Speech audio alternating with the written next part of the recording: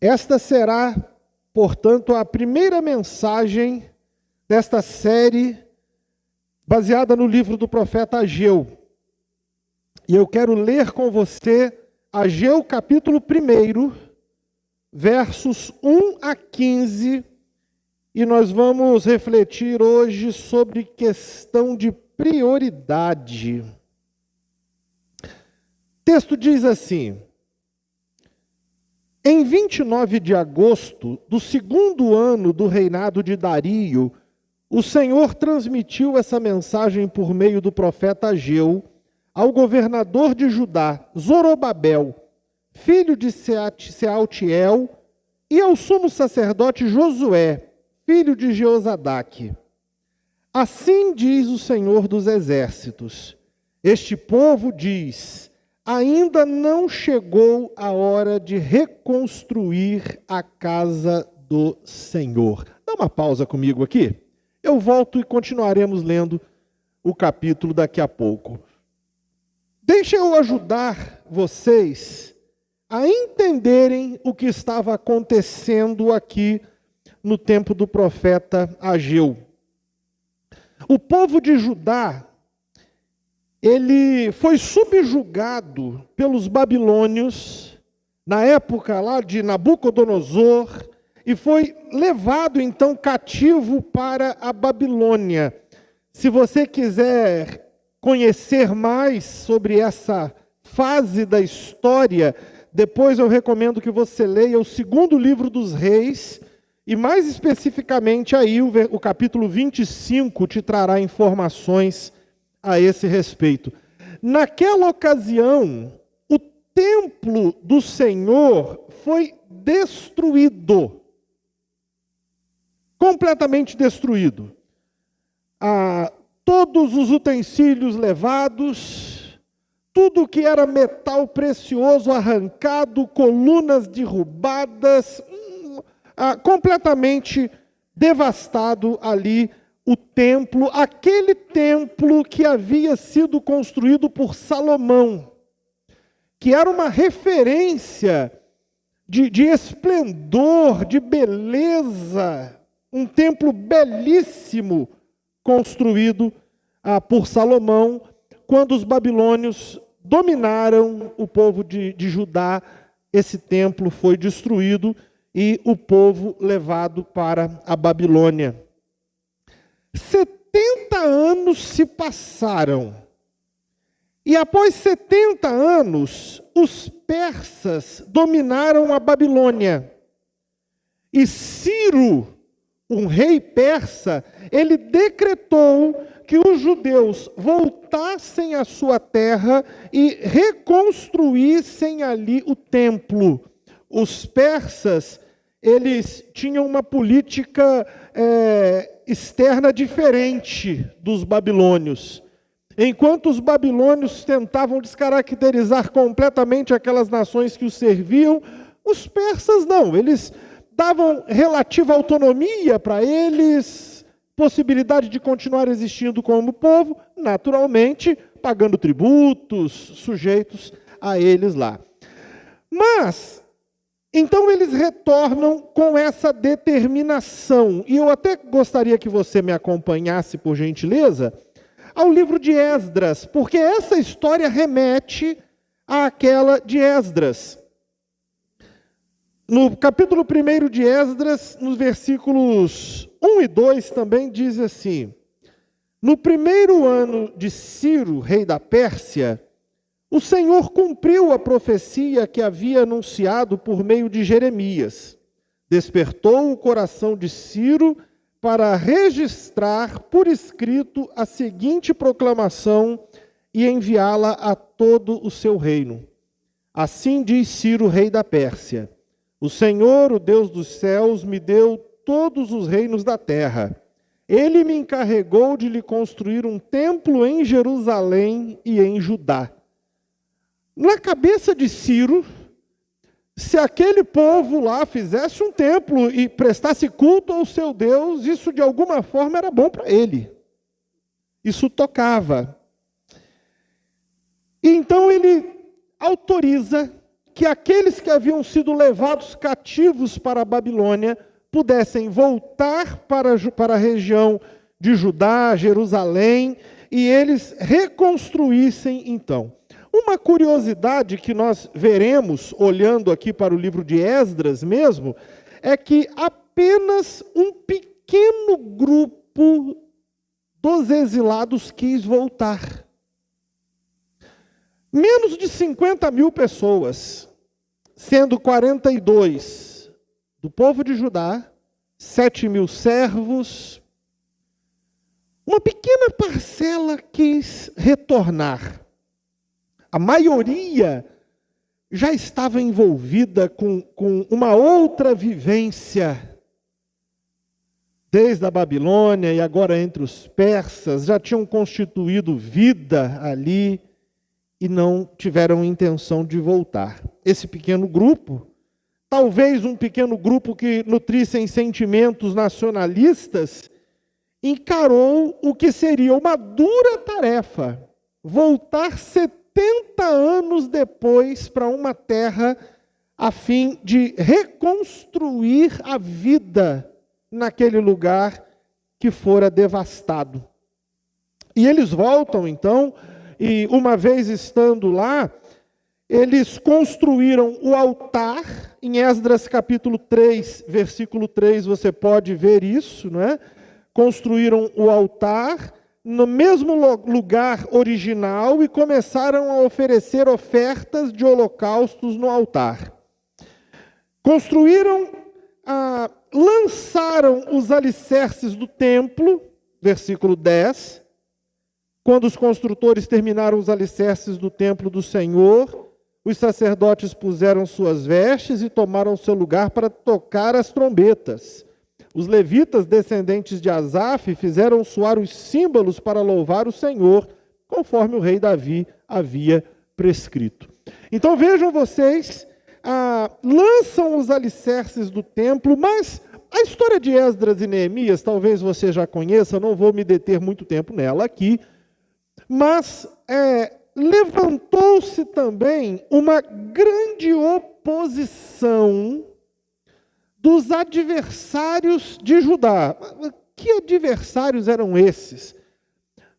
Desde que os assírios tomaram Israel, levaram para lá pessoas de vários outros povos que passaram a viver naquela terra, desenvolvendo uma cultura um tanto diferente ali. E surge nesse contexto os samaritanos, e especialmente os samaritanos se opuseram à reconstrução do templo e criaram muitos problemas. O livro de Esdras mostra que eles tentaram de várias formas, politicamente, desmotivando, criando confusões, criando várias situações a fim de que eles não continuassem. De maneira que esta obra do templo, ela foi abandonada por 14 anos. Ela para, ali se você ler Esdras, isso fica parecendo para você até um período curto, mas são 14 anos, desde o tempo de Ciro, que eles vão para lá, e depois só no tempo de Dario, que esta obra volta a ser tocada por eles ali. E foi nessa ocasião que levantam-se os profetas Ageu e Zacarias. Olha aí Esdras capítulo 5, versículo 1. Nessa época, os profetas Ageu e Zacarias, filho de Ido, profetizaram aos judeus de Judá e Jerusalém. Falavam em nome do Deus de Israel que estava sobre eles. Então esses profetas, Ageu e Zacarias, eles profetizam exatamente nesse tempo que Esdras está narrando também, que a obra tinha parado. Então eu quero que você volte comigo para o livro do profeta Ageu, e como nós temos visto até agora, Ageu, ele foi até o governador Zorobabel e ao sumo sacerdote Josué com uma mensagem do Senhor. Um dado que parece-me interessante aqui é que Zorobabel, ele nasceu na Babilônia. O seu próprio nome significa isso. Ele nasceu na Babilônia. Isso significa que ele nunca havia conhecido Judá e Jerusalém. Ele não conheceu aquela vivência. Ele não tinha sequer uma ligação com aquele templo. O que ele tinha era que os livros da lei, os livros das crônicas, os profetas, aquilo que foi falado antes, ele tinha essas referências e as instruções que Davi deu aos líderes ali do culto em Israel. Provavelmente Josué, que era o sumo sacerdote, pensem comigo, são 70 anos. Se ele não nasceu na Babilônia, no mínimo ele foi criado lá. No mínimo ele cresceu naquele lugar. Mas apesar de não ter nenhum vínculo direto histórico com Judá e Jerusalém, eles assumem esta missão da reconstrução do templo e de reestabelecer o culto em Jerusalém. Zorobabel, esse que foi governador, era um príncipe, descendente de Davi. Era muito importante que ele voltasse e cumprisse esse papel ali. E eles então voltam, e por cerca de 2 anos, eles estavam bastante motivados com isso. As oposições vão crescendo, surge um embargo dessa obra, mas o que a gente vai perceber é que também eles perderam o pique. Reduziram a marcha, até que pararam, realmente. E a maneira como eles e o próprio povo justificavam para si mesmos o fato da obra do templo estar parada, você pode ver aí no versículo Ageu 1:2, você pode ver que é o seguinte: ainda não chegou a hora. A maneira como eles se justificavam, quando alguém perguntava, e essa obra aí? Não está na hora de mexer com isso não. Não chegou a hora ainda não. O problema é que o Senhor começou a enxergar algo mais grave na morosidade do povo. Havia algo mais sério por trás disso tudo. Me acompanhe na leitura do versículo 3 ao versículo 11, por favor. Então o Senhor enviou essa mensagem por meio do profeta Ageu. Por que vocês vivem em casas luxuosas, enquanto minha casa continua em ruínas? Assim diz o Senhor dos Exércitos: vejam o que tem acontecido com vocês. Plantam muito, mas colhem pouco. Comem, mas não se saciam. Bebem, mas ainda têm sede. Vestem-se, mas não se aquecem. Seus salários desaparecem como se vocês os colocassem em bolsos furados. Assim diz o Senhor dos Exércitos: vejam o que tem acontecido com vocês. Agora subam as colinas, tragam madeira e reconstruam minha casa. Então me alegrarei nela e serei honrado, diz o Senhor. Vocês esperavam colheitas fartas, mas elas foram escassas. E quando trouxeram esse pouco para casa, eu o fiz desaparecer com um sopro. Por quê? porque minha casa continua em ruínas, diz o Senhor dos Exércitos, enquanto vocês estão ocupados construindo suas casas. É por causa de vocês que os céus retêm o orvalho e a terra não produz colheitas.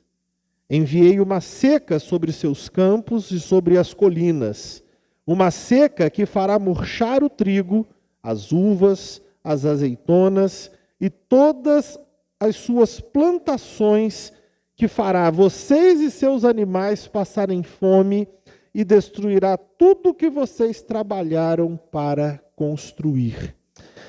Meus irmãos, vocês podem perceber, o Senhor faz uma confrontação ao povo ali naquele momento.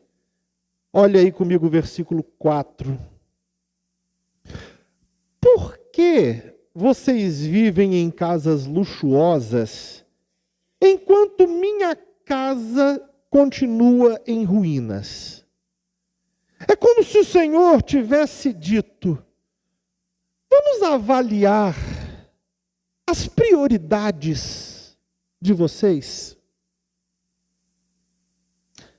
Deus compreendeu e os estava repreendendo porque as prioridades deles estavam invertidas. Eles estavam atentos às próprias necessidades, mas haviam esfriado quanto à responsabilidade de reconstruir o templo.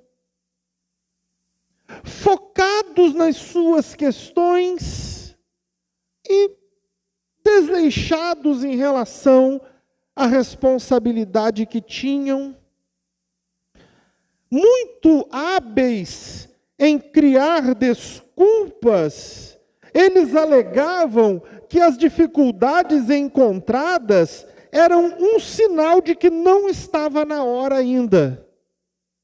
Olha, não está na hora de mexer com isso não. Você está vendo a quantidade de problemas, dificuldades que a gente está encontrando? Tem esse embargo. Mas o Senhor olha para essa justificativa deles, e o Senhor sabia que não era bem isso. Não era bem a dificuldade que estava tomando o coração deles, era certa indiferença.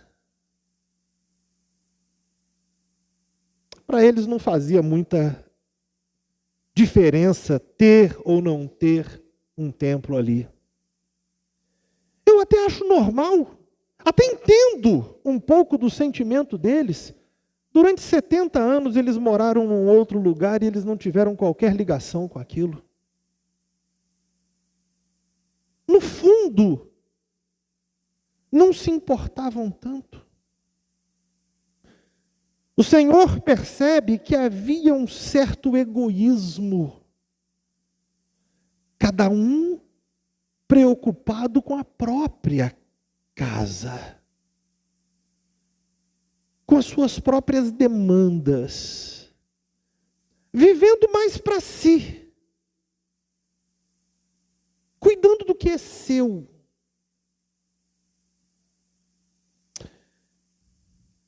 O Senhor percebe que havia nisso também uma parcela boa de desobediência, porque eles foram exatamente chamados para fazer aquilo. Mas negligenciavam a esta altura. A grande inquirição que o Senhor faz é assim: tudo na vida de vocês recebe atenção, recebe investimento. Vocês são zelosos. Vocês estão construindo casas muito boas para vocês, negociando com zelo. Vocês fazem tudo e se aplicam e investem todo o possível nas questões pessoais de vocês. Só as questões do Senhor são inviáveis. Quando se trata da coisa do Senhor, vocês encontram realmente uma grande barreira, um grande obstáculo para isso. E aí, por meio do profeta, o Senhor lhe diz: vejam o que estão colhendo com essa atitude. Plantam muito, mas colhem pouco. Verso 6. Comem, mas não se saciam. Bebem, mas ainda têm sede. Vestem-se, mas não se aquecem. Seus salários perdem-se como se estivessem num bolso furado. Eu acho interessante que Ageu está usando uma linguagem aqui, que é uma linguagem que foi usada lá em Deuteronômio, capítulo 28. Deuteronômio, capítulo 28, versículos 38 e 39. Ele está dizendo assim, olha só o que o Senhor está dizendo. Esse Deuteronômio capítulo 28, não sei se você está familiarizado com esse capítulo, mas ele fala sobre as bênçãos resultantes da obediência e sobre as maldições resultantes da desobediência. E nessa questão dos resultados da desobediência, nos versos 38 e 39, ele diz assim: semearão muito, mas colherão pouco, pois os gafanhotos devorarão suas plantações. Plantarão vinhedos e cuidarão deles, mas não beberão o vinho, nem comerão as uvas, pois vermes devorarão as videiras. Ageu está usando essa linguagem de Deuteronômio para que eles entendessem que eles estavam sofrendo consequências da infidelidade deles para com o Senhor. E então ele está chamando a eles: vejam o que está acontecendo e tomem providências. O profeta os convoca novamente à reflexão e os instiga a agir. Versículos 7 e 8, olhem comigo aí. Assim diz o Senhor dos Exércitos: vejam o que tem acontecido com vocês. Agora subam as colinas, tragam madeira e reconstruam minha casa. Então me alegrarei nela e serei honrado, diz o Senhor. O Senhor está dizendo para ele: prestem atenção e convertam-se desta indiferença, desse egoísmo, dessa desobediência. Tomem as providências para que a casa do Senhor seja construída. Então me alegrarei nela e serei honrado. Ou seja, as bênçãos que foram retidas, se você prestou atenção aí nos versículos 9 a 11, Ageu está relacionando uma série de bênçãos que foram retidas. A chuva, o orvalho, a produção dos campos, todas essas bênçãos que foram retidas voltariam a fluir livremente se eles voltassem-se para o Senhor, construíssem obedientemente o templo que o Senhor havia determinado a eles. Porque, como ele diz nos versículos 9 e 10, tudo isso só aconteceu porque as prioridades de vocês estavam invertidas.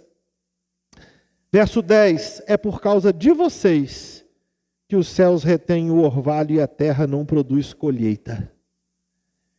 As prioridades estavam invertidas. E o Senhor os chama: vejam isso. E corrijam tal coisa. Acertem isso. Lá no passado, quando o primeiro templo foi consagrado, no segundo livro de Crônicas, esse texto é um texto e talvez você o conheça de cor, capítulo 7, versículo 14. Então, se meu povo, que se chama pelo meu nome, humilhar-se e orar, buscar minha presença e afastar-se de seus maus caminhos, eu os ouvirei dos céus, perdoarei seus pecados e restaurarei sua terra. Ageu está o chamando e dizendo: olha, nós precisamos rever as nossas atitudes até aqui. Cada um deles estava voltado apenas para a busca do próprio interesse. Mas o Senhor os estava desafiando a colocarem novamente as prioridades na ordem certa, que parassem de apresentar desculpas para a indiferença e reconhecessem que a hora de reconstruir era aquela mesmo. Eles é que precisavam priorizar o Senhor. Essa passagem de Ageu nos faz lembrar muito de Mateus capítulo 6, versículo 33, quando o Senhor disse assim: busquem em primeiro lugar o reino de Deus e a sua justiça, e todas essas coisas lhe serão dadas. É uma chamada para ajustar as prioridades. Leia comigo, por favor, versículos 12 a 15. Me acompanhe na leitura. Então Zorobabel, filho de Sealtiel, e o sumo sacerdote Josué, filho de Jeozadaque, e todo o remanescente do povo obedeceram à mensagem do Senhor seu Deus. Quando o povo ouviu as palavras do profeta Ageu, que o Senhor seu Deus tinha enviado, temeu o Senhor. Então Ageu, mensageiro do Senhor, transmitiu ao povo esta mensagem do Senhor: estou com vocês, diz o Senhor. E o Senhor deu ânimo ao governador de Judá, Zorobabel, filho de Sealtiel, e ao sumo sacerdote Josué, filho de Jeozadaque, e a todo o remanescente do povo. Começaram a trabalhar na casa de seu Deus, o Senhor dos Exércitos, em 21 de setembro do segundo ano do reinado de Dario. Prestem atenção em algumas coisas comigo aqui. A mensagem de Ageu, a pregação de Ageu naquele tempo, ela foi acolhida com reverência por Zorobabel, por Josué e pelo povo. Diz o texto aí no versículo 12, que eles obedeceram à mensagem do Senhor. Mais do que isso, quando ouviram as palavras do Senhor por meio de Ageu, no final do verso 12 diz que eles temeram ao Senhor. Temeram ao Senhor. E passaram então a tomar as providências para a retomada da construção. Lá no livro de Esdras, capítulo 5, verso 3, nos conta que essa retomada da construção despertou novamente a oposição dos adversários ao entorno ali. Mas dessa vez, Esdras, no capítulo 5,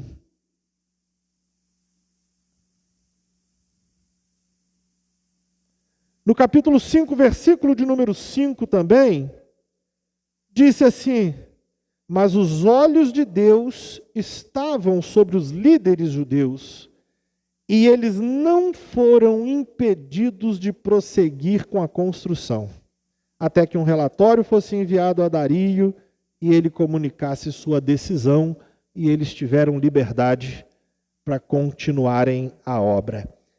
O que eu quero chamar a sua atenção é que mesmo que aqueles adversários se levantassem, é gostoso a gente ler aqui em Esdras dizendo: os olhos de Deus estavam sobre os líderes judeus, e eles não foram impedidos.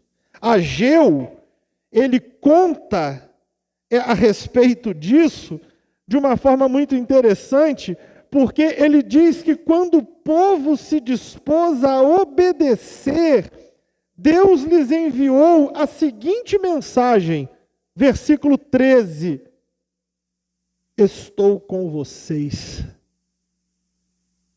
diz o Senhor. Quando o povo se dispôs a obedecer, você percebe, é uma coisa muito interessante, porque a palavra de Deus no primeiro momento, ela tem um tom de reprovação. Vejam o que está acontecendo com vocês. Reorganizem as prioridades de vocês. Mas quando o povo se dispôs a obedecer, o tom muda para ternura. E o Senhor manda esse recado para eles: eu estou com vocês. Esta é a mais reconfortante das promessas. Eu estou com você. E assim, veja o versículo de número 14. O Senhor deu ânimo ao governador Zorobabel, ao sumo sacerdote Josué e a todo o povo. Todos eles se animaram, se encorajaram, foram tomados de zelo para tocar a obra do Senhor, ficaram cheios de entusiasmo. E o versículo 15 então diz que eles se dispuseram para o trabalho. Aquela palavra, aquela confrontação, aquele despertamento do Senhor tirou o povo daquele estado de letargia, de sonolência em que estavam e reorganizou as prioridades do povo, a fim de que eles honrassem a Deus. Eu quero fazer algumas aplicações aqui para nós. A primeira coisa que eu gostaria de chamar a sua atenção é que há situações da vida que têm o potencial de subverter nossa escala de prioridades.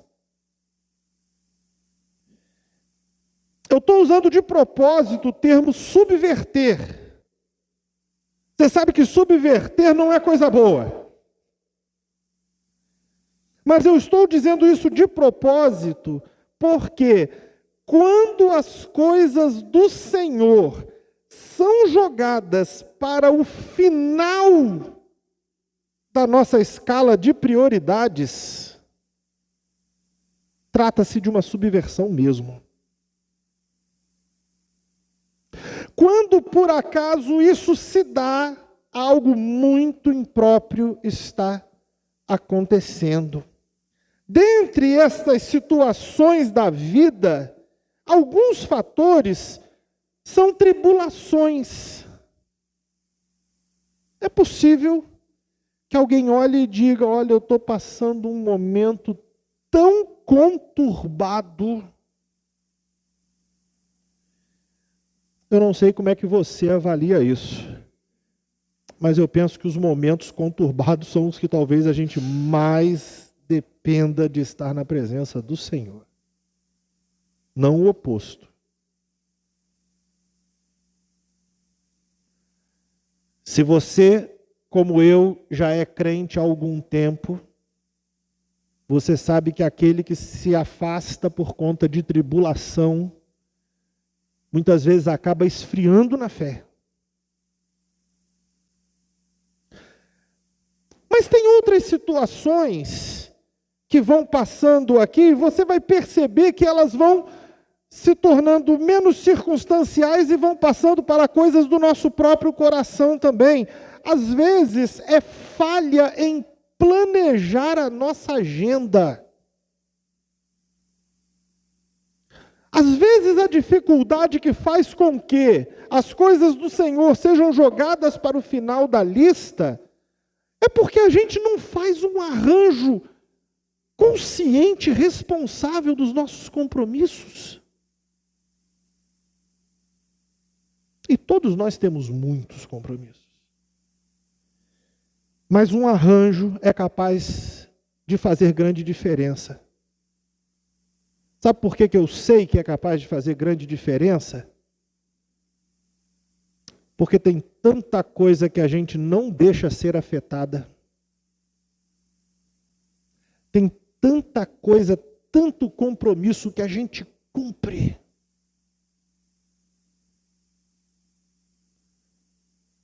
Você falta ao seu trabalho?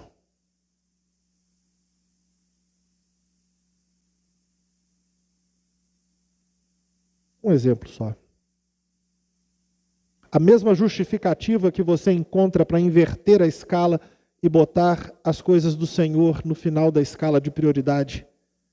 Você usa essa mesma justificativa quando trata-se do seu trabalho? Penso que não. Às vezes é preguiça mesmo. Avalie. Egoísmo. Estamos mais comprometidos com a gente mesmo, mas nem tanto com o Senhor. Podendo chegar ao ponto da indiferença. Aquele povo que voltou para aquela terra tinha passado 70 anos sem o templo. Mais 20? Mais 30?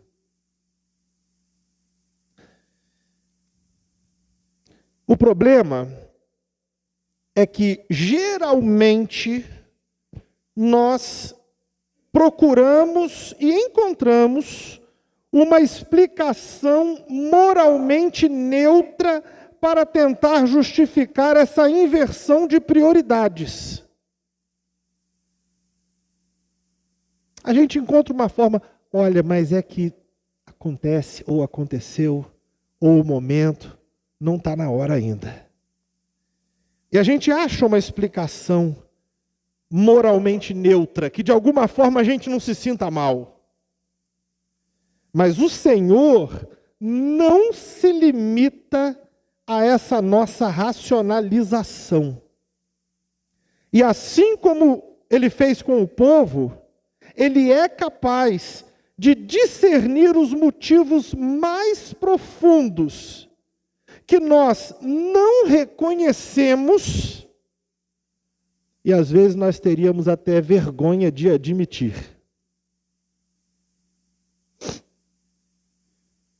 Meus irmãos, como a negligência e a indiferença desonram ao Senhor. O que esta palavra de Ageu nos faz pensar ou deve nos remeter é que assim como o povo de Judá naquela época, nós devemos refletir sobre os nossos caminhos e temermos o Senhor. Reorganize suas prioridades de forma que o Senhor seja honrado na sua vida. A segunda coisa para a qual quero chamar a sua atenção, ela é seríssima também. A inversão de prioridades produz um estado de insatisfação econômica e espiritual.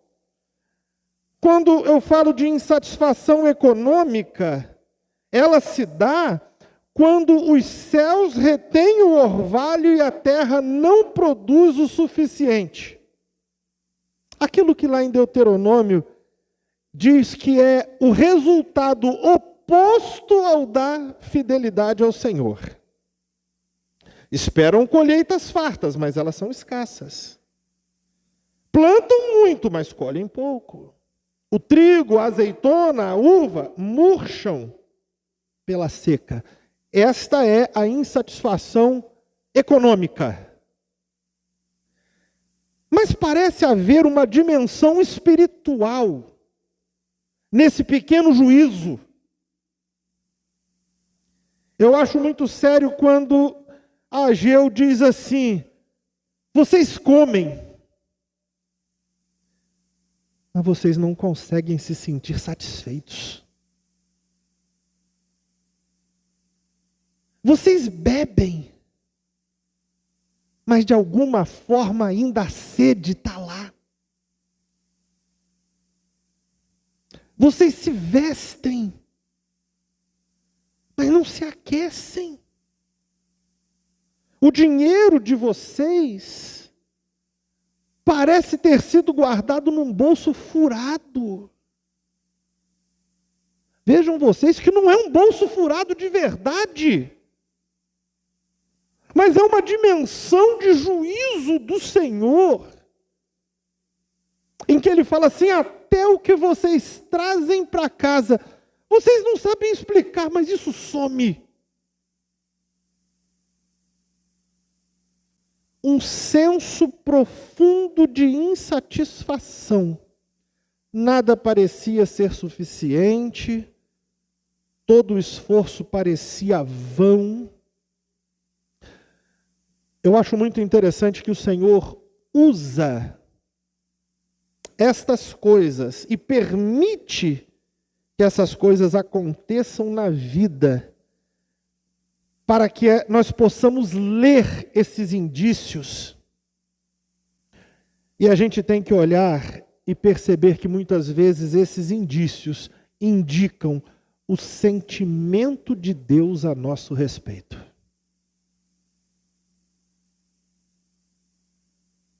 A boa notícia é que o quadro muda completamente quando damos ao Senhor a prioridade certa na nossa vida. A última coisa que eu gostaria de destacar é que nós aprendemos a priorizar o Senhor quando somos tocados por um senso de obediência e de temor a Deus. Uma das coisas que a cegueira espiritual faz é nos manter indiferentes, letárgicos, sonolentos.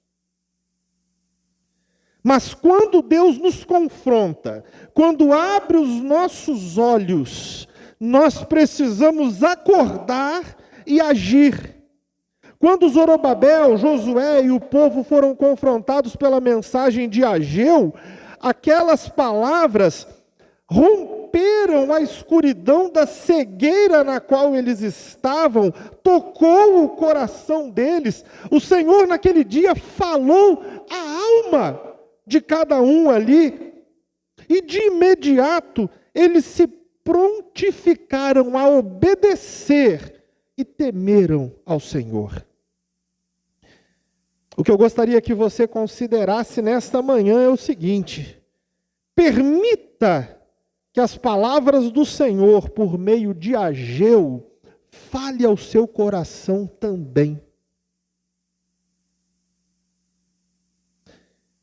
Deixe que Ele reorganize as suas prioridades. Confie que enquanto você busca em primeiro lugar o reino de Deus e a sua justiça, Ele supre as suas necessidades. E que você possa ouvir então aquelas palavras do Senhor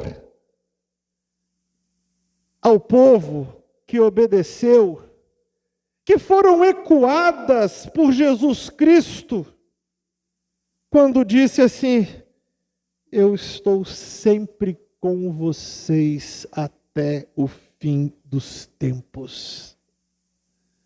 Que isso anime você. Encha o seu coração de vida. Que o Senhor, meus irmãos, nos ensine a priorizá-lo. Amém?